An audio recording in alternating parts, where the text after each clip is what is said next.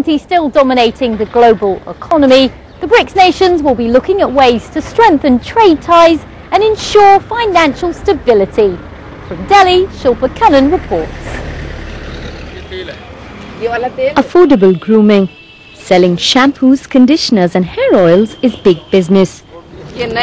Packaged in small sachets, they cost up to 3 rupees, far less than a cent per packet. These give people in villages a taste of urban products for very little money. Rural India is increasingly becoming a testing ground for new products and services. Indian companies are finding that if it can work here, it can work anywhere. That includes lucrative markets as far as Africa and Brazil, which are similar to India in many ways. For Indian companies, it's an opportunity to replicate the profitable yet low-cost models that they've perfected in rural India.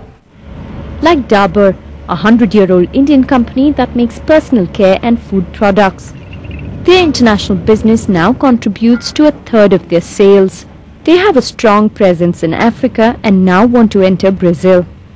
Particularly in Africa, I think the Indian expertise of building presence in a developing economy with poor infrastructure and something which has with the evolving consumer is very relevant for the Africa piece, because we can do whatever we've done in India in Africa with appropriate tweaking, and the learnings in India are extremely valuable in that frame of reference. Not so much for the developed markets, and therefore we are more focusing on emerging markets in Africa than others. Emerging nations are increasingly grouping together to strengthen trade and ties.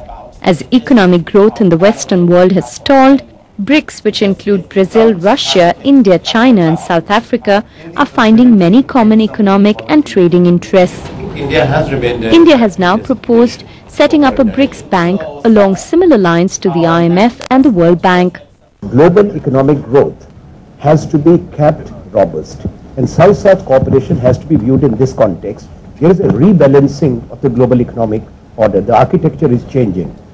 More than 60% of the global economic output is coming from the countries of the South or the countries of the East.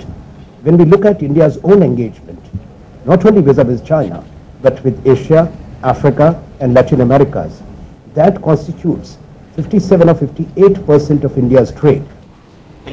Besides being a financial institution for its member countries, the joint bank would support infrastructure projects in other developing countries.